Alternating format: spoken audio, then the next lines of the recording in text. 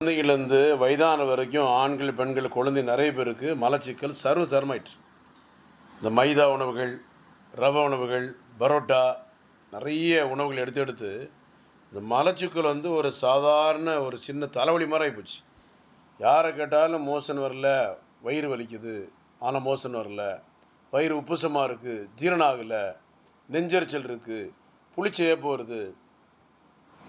அதிகமாக அசைவ உணவுகள் எடுப்பதனாலும், எண்ணெய் பலகாரம் எடுப்பதனாலும், போண்டா, பஜ்ஜி, அடுத்தால வடை, மிச்சர் இந்த மாதிரி அதிக எண்ணெய் உணவுகள் கடைகளில் நிறைய சாப்பிட்றதுனால, கண்ட நேரத்துக்கும் சாப்பிட்டா கூட அது ஒரு ஜீரணம் ஆகாமல் போயிடும்.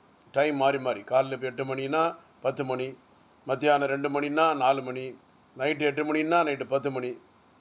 டைம் கடந்து சாப்பிடும்போது ஹைப்பர் அசிடிட்டி ஆகும். சாப்பாடு ஜீரணம், அந்த ஜீரண சக்திகளை இழக்க வேண்டிய சூழ்நிலை ஏற்படும். லிவருடைய பிரச்சனை, ஃபேட்டி லிவர் ஏற்படும். அதனால் ஜீரணம் ஆகாமல் அஜீரணமாகி அந்த உள்ளுக்குள்ள உணவுகள் தங்கப்பட்டு அது பாய்சனாக மாறும். பாய்சனாகவும் உணவுகள் செரிக்கப்பட்டு வெளியே வராது. அப்போ அது மலச்சிக்கலை உருவாக்குது. அதற்கு அடுத்தாவில் மூல நோய் இதனால் வந்துடும். இது ஆண்கள், பெண்கள், குழந்தைகள், வயதானவர்கள், வயதான ஆண்கள், வயதான பெண்கள் பாதிக்கக்கூடிய சாதாரண ஒரு நோய்கள் மாதிரி ஆகிவிட்டது. Doctor Johnson, Chennai.